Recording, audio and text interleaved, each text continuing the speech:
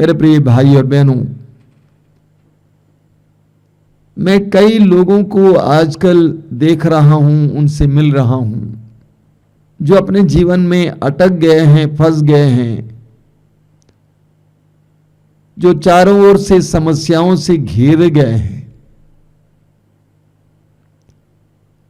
और ऐसी परिस्थिति में हमें क्या करना चाहिए, यह सवाल हमारे सामने आता है। कई लोग आश्रम में आते हैं, अपनी समस्याएं बताते हैं। कोई कर्ज से दबा हुआ है, कोई पापमय रिश्ते में फंस गया है, उससे बाहर आना चाहता है लेकिन आ नहीं पाता है। कोई किसी बुरी आदत में फंसा हुआ है लेकिन बाहर निकल नहीं पाता है। किसी का व्यवसाय टूटा पड़ा हुआ है, वो बन नहीं रहा है। परिवार का रिश्ता बन नहीं रहा है। तो कई लोग इस तरह से फंसे हुए हैं। कुछ दिन पहले एक बहन आई थी, बेटी कहूं, 30-35 साल की बेटी है, 2 बच्चे हैं, शादीशुदा हैं, और पति ने बहुत सारा कर्ज लिया है बैंक से। कर्ज इतना ज्यादा हो गया है कि वो बेटी बहुत परेशान रहती है। अब मैं क्या करूं? इन दिनों ऐसे कई केसेस मेरे सामने आए हैं। पति बिंदास जीवन जीना चाहता है, कर्ज लेता है। कोई भी बोल देता है कर्ज लेता है। बिजनेस के लिए कर्ज लेता है, जमीन खरीदने के लिए कर्ज लेता है, और उसको भर नहीं पाता है तो पगला जाता है या भाग जाता है। उस सारा बोझ उस पत्नी, उस जवान बेटी के ऊपर आता है। हमारे यहां पर एक भाई ने अपनी बेटी की शादी के लिए कर्ज लिया, 6 लाख रुपए का कर्ज। उसको भर नहीं पा रहे थे तो उस भाई ने अपने घर को बेच दिया जो सड़क के किनारे था। गांव में आकर दूसरी जमीन ले ली। जब जमीन ले ली, मैंने उनसे कहा कि देखिए, घर पे ज्यादा पैसा नहीं खर्च करना, धंधा शुरू कीजिए। लेकिन उन्होंने, आप विश्वास नहीं करेंगे कि 12 लाख रुपए और कर्ज लिया और अच्छा घर बनाया, और व्यवसाय के लिए 12 लाख रुपए और कर्ज लिए, जबकि कोई आधार नहीं है। कुछ लोगों को यह आदत हो गई है कर्ज लेना, किसी भी बात के लिए कर्ज लेते हैं। एक दंपति यहां पे आया था 1.5 साल पहले, और पत्नी बोल रही थी कि हम कर्ज में डूब गए हैं। मैंने पूछा कैसा कर्ज, क्या के लिए लिए थे? कोरोना काल में खाने के लिए कुछ ज्यादा नहीं था तो कर्ज लेकर खाए। आसानी से कर्ज लेते हैं और कर्ज देने के लिए भी लोग तैयार हैं, बैंक वाले बुला बुला के दे देंगे। मैं कहूंगा जमीन खरीदने के लिए कर्ज लेना नहीं है। मकान बनाने के लिए आप कर्ज ले सकते हैं, लेकिन कम से कम आपके पास 75% होना चाहिए। व्यवसाय के लिए कर्ज ले सकते हैं, लेकिन कम से कम 75% पूंजी आपकी होनी चाहिए, वरना कर्ज लेना ही नहीं चाहिए। बहुत सारे परिवार कर्ज से दबे हुए हैं।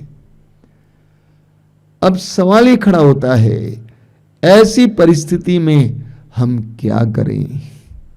चारों ओर से घिर गए हैं, दबे हुए हैं, कोई रास्ता नहीं दिख रहा है, कोई उपाय नहीं दिख रहा है। ऐसी परिस्थिति में हम क्या करें? मैं बाइबल से आपके सामने कुछ उदाहरण रखना चाहता हूं। राजाओं के दूसरे ग्रंथ की अध्याय 19 में हम राजा हेजकिय्याह के बारे में पढ़ते हैं। यूदा का राजा था। असुर के राजा ने इस्राएल पर आक्रमण किया और छोटे छोटे राज्यों को अपने अधीन कर लिया, और उन राज्यों ने राजा के साथ संधि की, और असुर की संस्कृति वहां पर आ गई। लोग घुल मिल गए। अब वही राजा यूदा पर आक्रमण करना चाहता है, लेकिन यूदा का राजा हेजकिय्याह प्रभु पर विश्वास करता था, भरोसा रखता था। वो अपने आप को और अपने देश को राजा के हाथ में देने से इनकार करता है। वह संधि करने से इनकार करता है। अब असुर का राजा उसको पत्र भेजता है। पत्र का एक हिस्सा इस प्रकार है, यूदा के राजा हिजकिय्याह से कहोगे, तुम अपने ईश्वर का भरोसा करते हो जो तुम्हें यह आश्वासन देता है कि यरूशलेम असुर के राजा के हाथ नहीं पड़ेगा। इस प्रकार धोखा मत खाओ। एक लंबा सा पत्र, धमकी भरा पत्र। राजा कहता है कि संधि बना लो, मेरी अधीनता को स्वीकार करो। अब राजा हिजकिय्याह के सामने दोनों रास्ते बंद थे, या तो युद्ध करें और उसमें बहुत विनाश होगा, और हिजकिय्याह के पास इतनी अच्छी सेना भी नहीं थी, या तो संधि बनाएं, समझौता कर लें, राजा की अधीनता स्वीकार करें, तो पूरे यहूदा पर राजा शासन करेगा और लोगों की संस्कृति भ्रष्ट हो जाएगी, प्रभु का धर्म मिट जाएगा। ऐसे में राजा ने क्या किया, जरा देखिएगा, वचन में पढ़ा लिखा हुआ है, वचन 14 में लिखा हुआ है, हिजकिय्याह ने दूतों के हाथ से पत्र लेकर पढ़ा। इसके बाद उसने मंदिर जाकर उसे प्रभु के सामने खोलकर रख दिया। उसके पास दूसरा कोई उपाय नहीं था, वो सीधे मंदिर जाता है। मंदिर में जाकर प्रभु की वेदी के पास उस पत्र को रखता है और एक लंबी सी प्रार्थना करता है। प्रभु को याद दिलाता है कि प्रभु तूने हमारे पूर्वजों के लिए सब किया है, हम पर दया कर।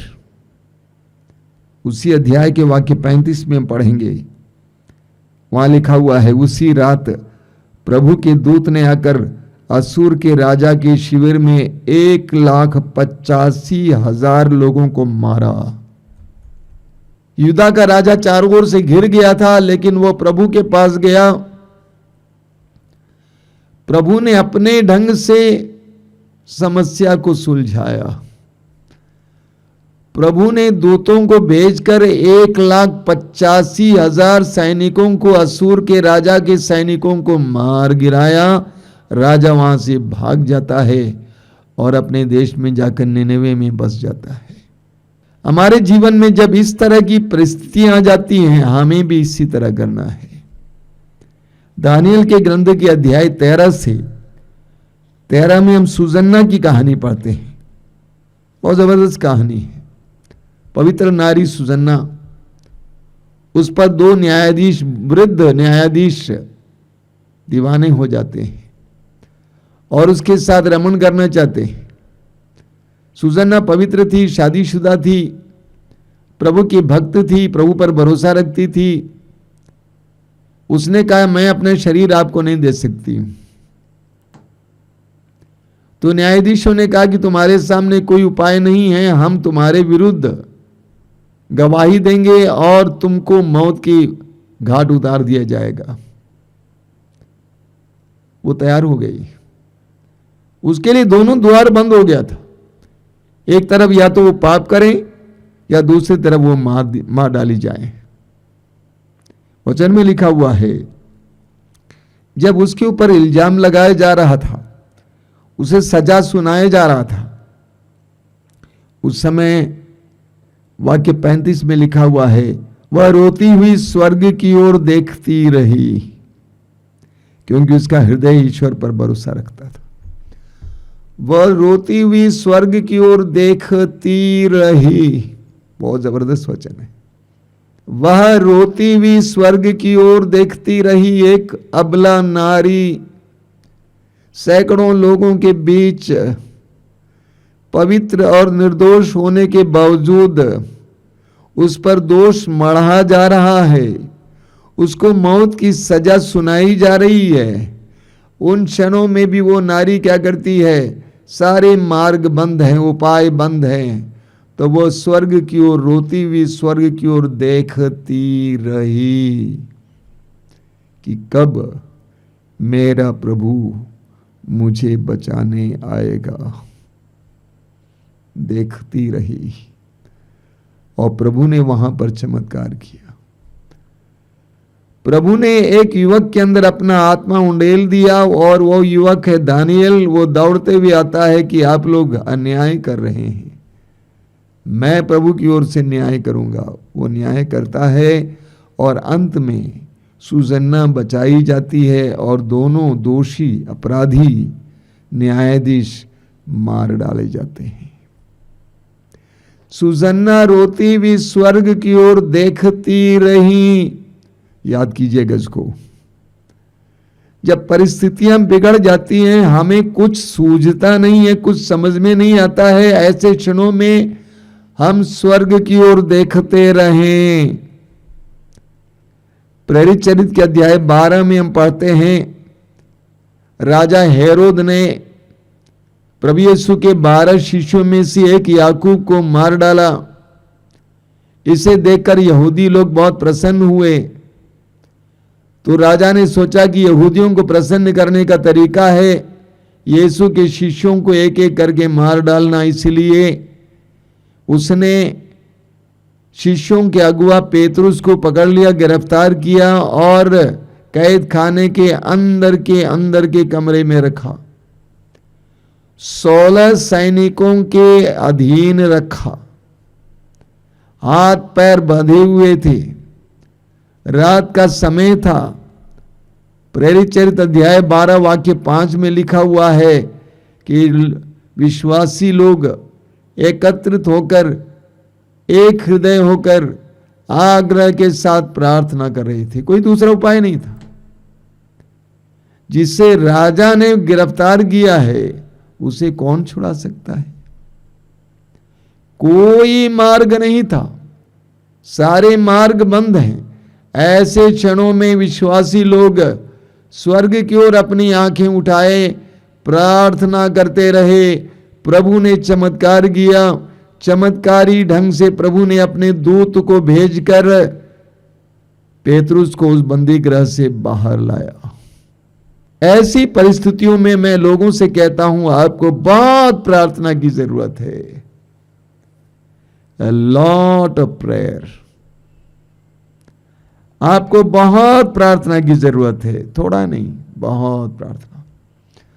प्रार्थना करते रहो। कोई उपाय नजर नहीं आ रहा है, प्रार्थना करते रहो, प्रार्थना करते रहो, प्रार्थना करते रहो।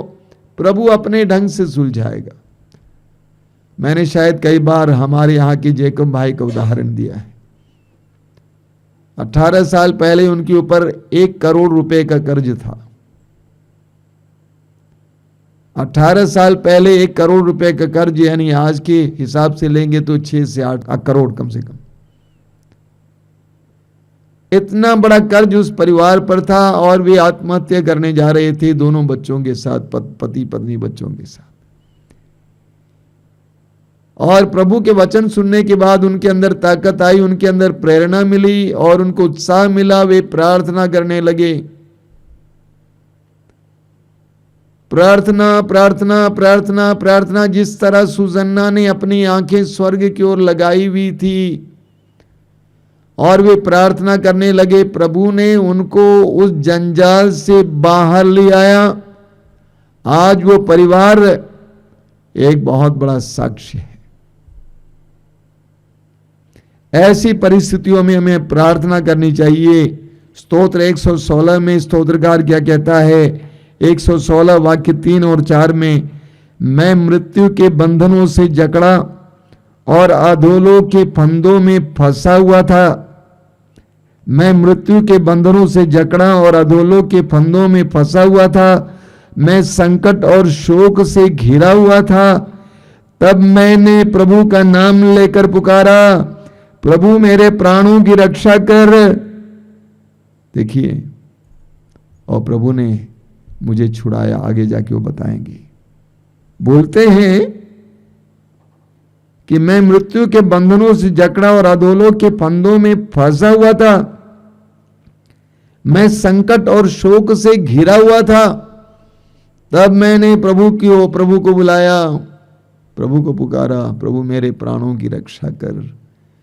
और उसने मेरी रक्षा की। यही हमें करना है, बहुत प्रार्थना। निराशा छोड़िए, उदास होना बंद कीजिए, भरोसे के साथ प्रार्थना शुरू कीजिए। हम नहीं जानते प्रभु क्या करने जा रहे हैं, वी डोंट नो। प्रभु आपके लिए कोई उपाय ढूंढ निकालेंगे, प्रभु आपके लिए एक दरवाजा खोलेंगे, हम नहीं जानते, लेकिन हमें प्रार्थना में लीन हो जाना है। नित्य प्रार्थना करनी चाहिए, कभी हताश नहीं होना चाहिए। प्रभु का वचन कहता है लूका अध्याय 18 वाक्य 1, और यही आपको करना है। प्रार्थना बढ़ाइए। स्तोत्रकार कहता है, स्तोत्र 123 आपने बार बार सुना है। स्तोत्रकार क्या कहता है, मैंने तेरी ओर आंखें उठाई, तेरी ओर जो स्वर्ग में विराजमान है। जिस तरह दासों की आंखें स्वामी के हाथ पर टिकी रहती हैं, जिस तरह दासी की आंखें स्वामिनी के हाथों पर टिकी रहती हैं, उसी तरह जब तक प्रभु ईश्वर दया न करें, हमारी आंखें उस पर टिकी हुई हैं। जब तक प्रभु ईश्वर दया न करें, तब तक हमारी आंखें उस पर टिकी हुई हैं। यही समस्या का समाधान है। प्रार्थना बढ़ाइए, घुटना घिसाइए, नींद गंवाइए, कुछ भोजन छोड़िए, टीवी देखना कम कीजिए, प्रार्थना में प्रभु के साथ जुड़ जाइए। अगर आप कैथोलिक हैं, बार बार रोजरी बोलिए। आइए हम प्रार्थना करें। प्रभु यीशु धन्यवाद देते हैं, हम सबके जीवन में ऐसी परिस्थितियां आ जाती हैं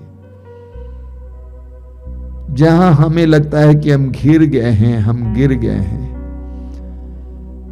हम फंस गए हैं, हम दस रहे हैं। हमें लगता है कि कोई उपाय नहीं है, कोई मार्ग नहीं है। ऐसे क्षणों में प्रभु भरोसे के साथ, विश्वास के साथ अपनी आंखें तेरी ओर उठाने के लिए हमें कृपा दीजिए, उठाए रखने के लिए हमें कृपा दीजिए। बिना निराश होकर प्रार्थना में लीन होने के लिए हमें कृपा दीजिए। तेरी स्तुति, तेरी आराधना, तेरी महिमा हो। धन्यवाद यीशु।